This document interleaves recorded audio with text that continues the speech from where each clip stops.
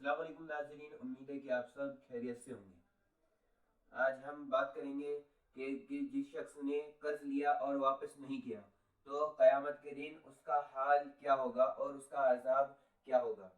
تو آپ صلی اللہ علیہ وسلم کی حدیث اس کا مفہوم ہے کہ اگر کسی شخص نے کسی سے قرض لیا اور اس کو واپس نہیں کیا تو قیامت کے دن اس کی نیکیوں سے جس کا اس نے قرض لیا ہے اس کا بدلہ اسے دیا جائے گا، یعنی کہ جتنی بھی اس کے پاس نیکی ہوں گی اور جتنا اس نے قرض لیا ہوگا تو اس کی نیکی جس سے اس نے قرض لیا ہے اس کو دے دی جائے گی۔ اور ایک اور حدیث اس کا مفہوم ہے کہ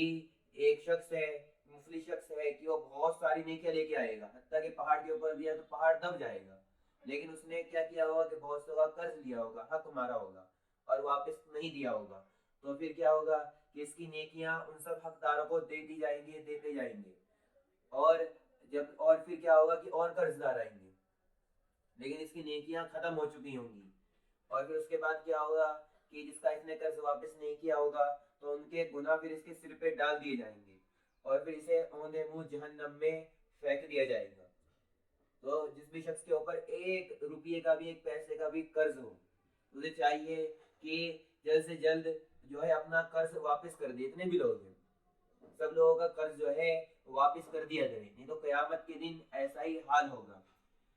اور کوئی شخص اگر قرض واپس نہیں کر سکتا تو ایک اور حدیث کا مفہوم ہے کہ آپ صلی اللہ علیہ وسلم نے فرمایا کہ کسی شخص نے قرض لیا اور اب کیا ہے کہ اس کے واپس کرنے کی استطاعت نہیں ہے، لیکن وہ امید رکھتا ہے اور اس کی نیت ہے قرض کو واپس کرنے کی، تو پھر اللہ اس کا مددگار ہے، یعنی کہ اللہ اس کی مدد کرے گا اس کے قرض کو اتروانے میں۔ اور اگر کسی شخص کی نیت ہی قرض ادا کرنے کی، قرض واپس کرنے کی ہے ہی نہیں تو پھر اللہ بھی اس کی مدد نہیں کرے گا، اور پھر قیامت کے دن اس کے ساتھ کیا حال ہوگا یہ میں آپ کو بتا چکا ہوں۔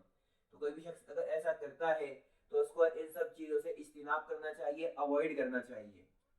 اور جلد سے جلد جتنے بھی لوگوں سے قرض لے رکھا ہے ان سب کو واپس کر دینا چاہیے، اور قیامت کے دن پر ایمان رکھنا چاہیے، اور جتنے بھی ایسی چیز ہیں ان کو چھوڑ دینا چاہیے تاکہ قیامت کے دن ہمارا حشر اچھے لوگوں کے ساتھ ہو سکے۔